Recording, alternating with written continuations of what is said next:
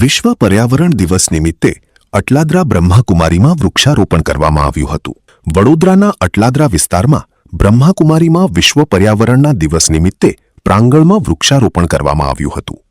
સાથે ward number 11ના તમામ councillor Narvirsinh Chudasama, Upendra Prajapati, અર્ચનાબેન Patel, નિમિષાબેન Shah, ward number 11ના પ્રમુખ સહિતના હોદ્દેદારો, તમામ ભાજપના કાર્યકર્તાઓ પણ ઉપસ્થિત રહ્યા હતા। જ્યારે તમામ કાઉન્સિલરોનું વિશ્વ પર્યાવરણ દિવસ નિમિત્તે અટલાદરા બ્રહ્માકુમારી દ્વારા સ્વાગત કરવામાં પણ આવ્યું હતું અને એક સંદેશ આપવામાં આવ્યો હતો કે દરેક લોકો વૃક્ષારોપણ કરે તેવો મેસેજ પણ આપવામાં આવ્યો હતો। બ્રહ્માકુમારીના સંચાલક અરુણાબહેને વિશ્વ પર્યાવરણના દિવસ નિમિત્તે વધુ માહિતી આપી હતી।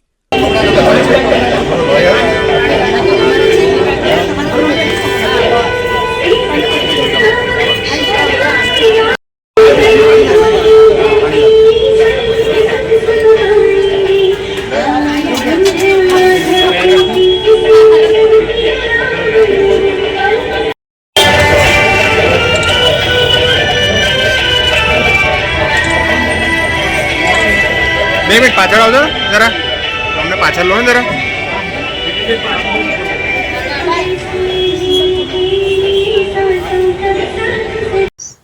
ઓમ શાંતિ।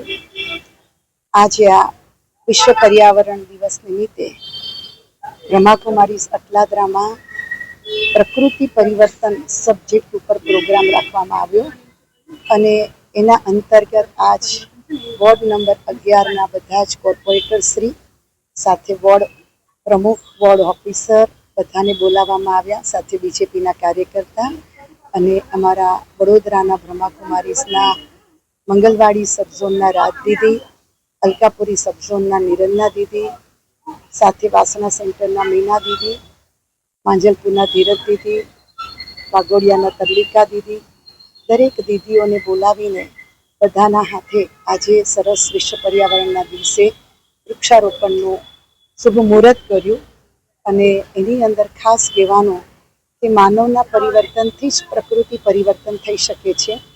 તો માનવ આત્મા અગર સકારાત્મક બને તો પ્રકૃતિ પણ સકારાત્મક બની શકે છે। અને સાથે એક આધ્યાત્મિક વાત થઈ, પણ સ્થૂળમાં પણ આપણે જોઈએ તો પ્રકૃતિને આપણે જો સરસ રાખીશું તો માનવ જીવન પણ સરસ રીતે ચાલી શકશે।